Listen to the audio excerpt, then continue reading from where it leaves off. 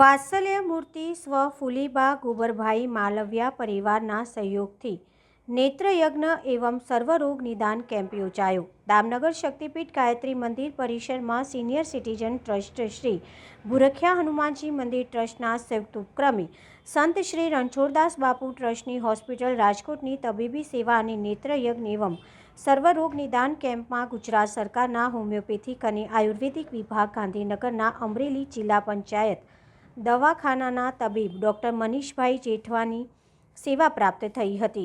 નેત્રયજ્ઞ આંખના રોગની તપાસ, સારવાર અને મોતિયાના દર્દીઓને સંપૂર્ણ મફત નેત્રમણી આરોપણ, દર્દીઓને રાજકોટ લઈ જવા લાવવા, રહેવા, જમવા, ચશ્મા, દવા ટીપાની ફ્રી સેવા આપનાર છે.